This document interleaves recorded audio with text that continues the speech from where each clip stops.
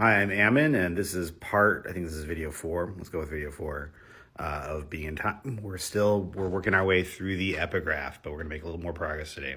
So in the third video, I had mentioned that Heidegger's epigraph comes from the Sophist lectures, basically saying that we don't know, we thought we used to know what being meant, and now we are quite perplexed.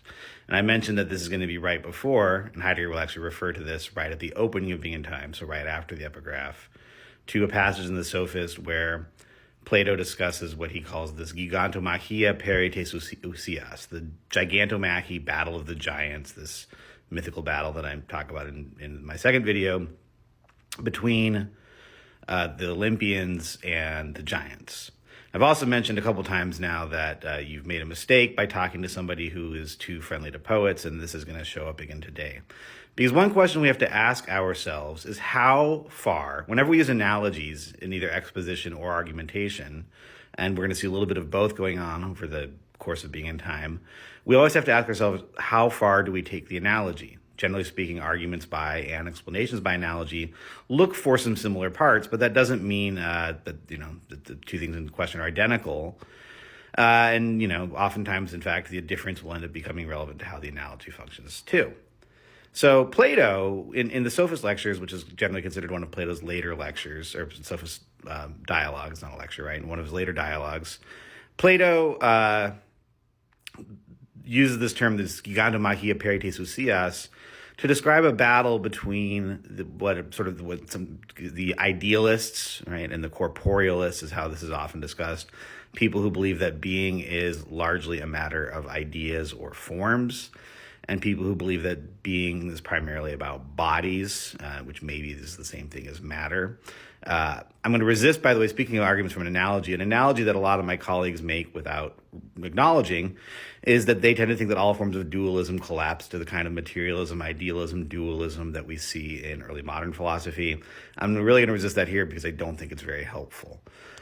But I'm going to make all sorts of other mistakes with respect to analogy. So when Plato's using this, he's telling us about this story. And as I mentioned, a lot of the details of what that story would have meant in Plato's time, we're not 100% sure of. Most of the details we know come from Apollodorus, who's writing a couple hundred years after Plato.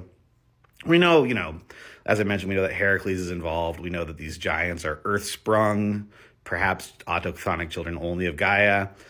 The Olympians are descended from Gaia also, but they're in some way, let's say, a sky or mountain pantheon, right? Especially the way that our friend Plato's going to take it. Right? It's going to be a battle between the heavens and the earth.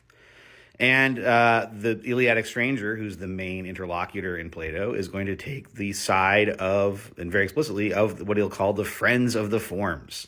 Now, in some ways, he's going to stage a compromise, right? So we've got on the one hand people who think that being is forms, ideas, and we've got, on the other hand, let's say universals. On the other hand, we've got people who think that being is corporeal or matter or bodies, let's say. And this Eleatic stranger, who's supposed to be a student of Parmenides, is a friend of the forms, of people who are saying that in some way we're taking the side of what would be in our analogy here, the Olympians.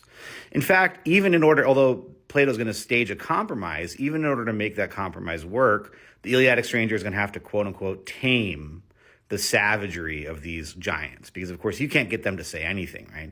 You couldn't get them to get involved in a fair dialogue anyway, so we're going to have to sort of do our best to reconstruct what they would say, bearing in mind that they themselves are going to just be all over the place and worthless as interlocutors. And it's only after we've reformed what they want to say that we can stage some sort of compromise, which will involve, we may or may not get into this depending on where we go in Heidegger, a weaving together, the Greek word is symploke, or a community, the word is koinonia, of forms. That's not going to be super important for my sense in Heidegger here, but let's notice the key thing. Although Plato is going to see a kind of compromise, the Eleatic stranger, at least on the surface of the text, is very much taking one side in this battle. He's taking the side of the Olympians, the side of the friends of the forms. And, now that's one approach, right? How is Heidegger going to take this? Well, on the one hand, to a certain degree, Heidegger might just be being rather aggrandizing here. Whenever you want to write a new text, Heidegger is more or less unknown when he's writing Being in Time. You want to make sure that you are, you want to make sure that you're selling a good story, right? So what exactly am I going to be solving? Well, I'm going to be returning back to, or solving again, is this what he's up to?